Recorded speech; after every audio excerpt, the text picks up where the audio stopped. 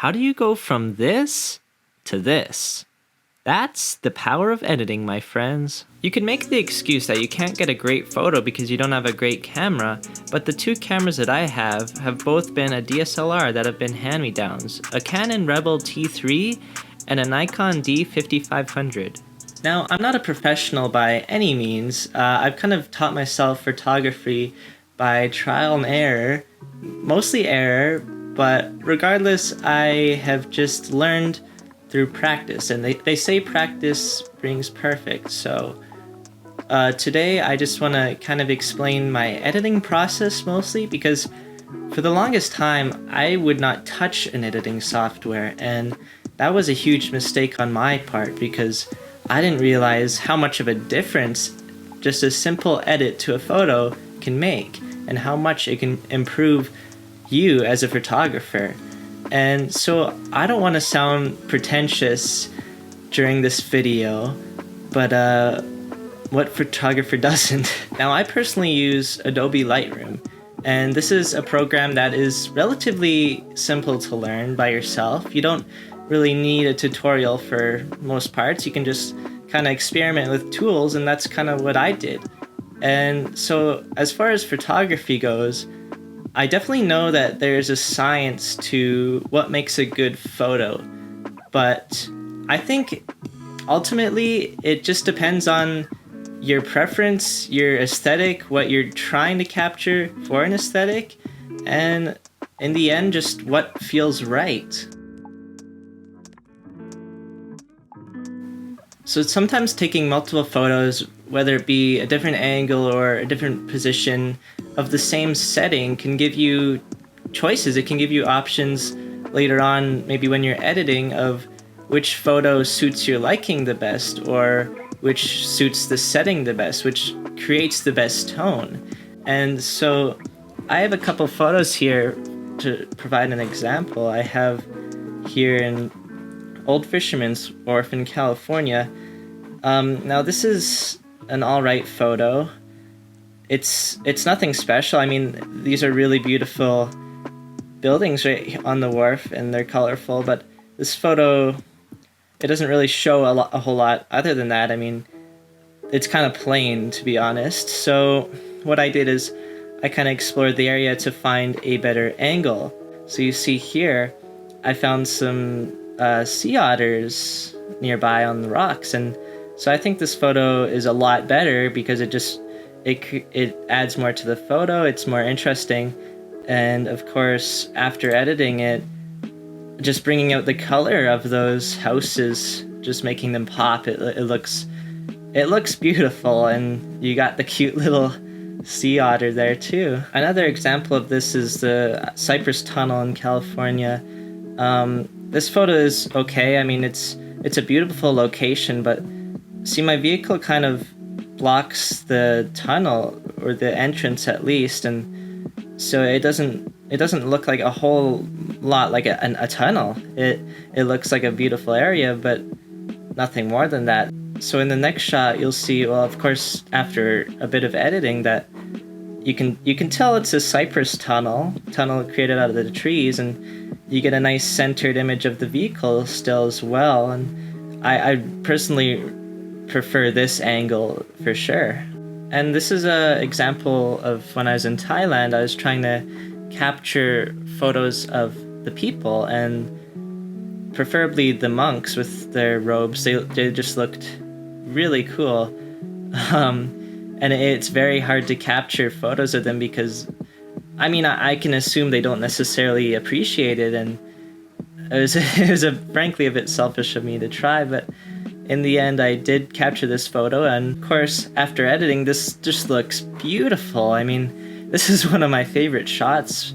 You got the medallions hanging off the ceiling, you got the shade created that's kind of covering his eyes, so man, like, well, he turned at just the right second so I could take the shot, and it's just such a beautiful shot. It's a lot nicer than the one before. And so I have one more example here. This is in Colorado.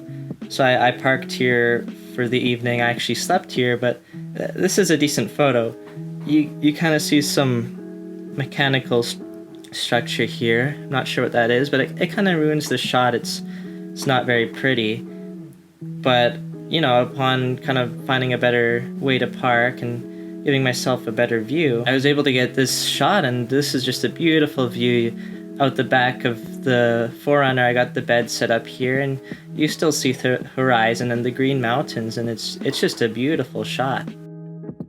So my next tip is to always know the difference between inspiration and infringement. And there's actually a really good Instagram account that kind of shows what happens when photographers, and I think it's mostly a subconscious thing, but they end up taking the same photo as each other, and maybe it's unintentional, maybe not, but I think that just seeing these photographers' photos too much can ingrain it in your head that, oh, this is like the only angle I can get of this specific place. It most of the time being a popular place, a famous place. You see the same shot of this place over and over and over, and people are forgetting to be original and get their own angle. So it's important to keep that in mind. Like, maybe not even look at other photographers' work. For one, I don't follow any photographers because I think that would happen to me, just unintentionally confuse inspiration for, you know, plagiarism and just copying other styles. And so an example of this would be the Golden Gate Bridge. I mean, everybody knows about the Golden Gate Bridge, and this shot it's a nice shot, but a lot of people will have this shot, and you'll see a lot of photos of this specific angle. So again, I did a little exploring, and I just found this pretty nice angle here. It's different. It might not be as nice, but I mean, how often do you see an angle of the Golden Gate Bridge like this? I mean, everybody seems to have this shot as well of the mittens, and it's just so famous. It's such a beautiful shot, but I tried here to, you know, create some setting.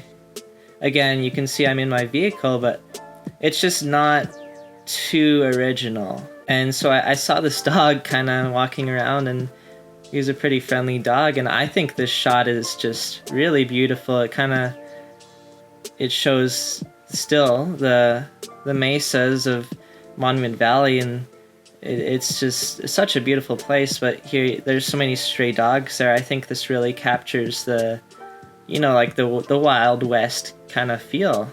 And this is another kind of technique that I try to implement just to kind of provide that sense of originality. I mean, this is McWay Falls. A lot of people have photographed this location, so I just tried to, you know, add some little flowers in the foreground to just make it my own. And so this kind of brings me to my next tip. So my next tip is to create setting with foreground. And of course, the foreground, it has to be relevant to this scene.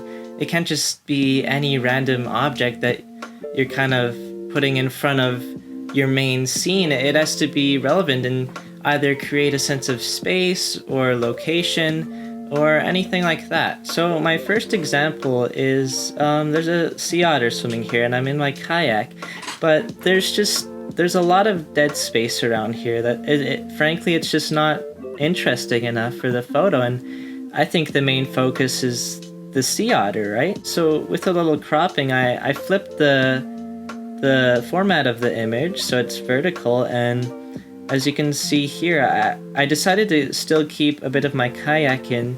See, I mean, you can tell it's a watercraft. You can't tell specifically what it is, but it doesn't just look like I'm either floating on top of the waters or swimming. It kind of lets you know that it's just this little detail that it lets you know I'm in this watercraft, and it still keeps the focus on the sea otter.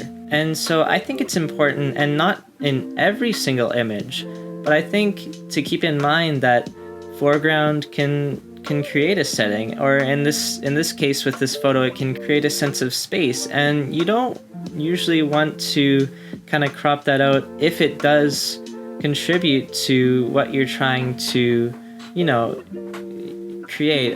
This is inside of my car, but showing the seat here and keeping the seat head here kind of creates not a sense of necessarily claustrophobia, but it keeps you closed in, right? It doesn't look like the whole area where I'm sitting is open. It kind of keeps you in the setting of inside a vehicle. And so again, I think it's important, I mean, especially while you're taking the photo, and again, not in every single photo, but to keep in mind that you're trying to create a setting and a location. And so in this photo, you can see that I'm on a boat. I didn't keep that out. It doesn't completely block off the entire image. I mean, the focus is mainly on what's outside of the boat, the landscape, but it's important that if you are cropping a photo upon editing it, that you consider what you do want to keep in it. Instead of cropping out the entire boat, I decided to keep it in because it creates a sense of location. And that brings me to my next point, which is don't be afraid to clean it up a little, you know? I'm actually going to stay on this particular photo, because I did actually try to clean this one up a bit with what is called the healing tool, or a healing brush, rather. And so here, if you see, I reset this to original. It's actually a really easy tool to use. So basically you just select your brush size, and see, well, there's like a couple signs here. It's not the most beautiful thing, so all I have to do is cover up that sign, and it replaces it with, you know, part of the image right beside it. But look at that, like, it's seamless. It's great. So yeah, I cover up this sign, and it's like nothing's there. You know, touch it up with a bit of editing, and there you go. I mean, I hadn't touched this sign up originally, but there you go. Beautiful. And I also wanted to go back to this image too, because I did a lot of, you know, healing on this photo. You can see all these spots here. Every spot that I did some touching up, and if I go reset to original here, oh, it's just a whole different photo. You see all these signs here. There's a truck here, there's an SUV here, there's another SUV here, there's something over there, some van or something reflecting the sunlight. There's a little whatever that is there, and just all these things, but literally just with the stroke of a brush, it's gone. And of course this takes a little playing around with to kind of get perfect. I mean, as you can see right now, I'm making this look really easy. It's not always easy, but it is a great tool to, you know, remove tourists or things if it's blocking the image completely, that's not going to work. But as you can see here, it's a really easy tool to use, and it is not perfect, but I mean, you saw how this turned out. I think it's great. Now here's just one more example of this tool. Well, this is Arches National Park, and of course it's very touristy here, and this is one of the more popular arches, and I don't think this photo is perfect. I think a lot of people have this shot, but I think I made it when it comes to editing, I think I made it as good as I could, but if you look at it before I edited it, it's such a difference. Like, I did some cropping, of course, but I couldn't quite get all these tourists out here.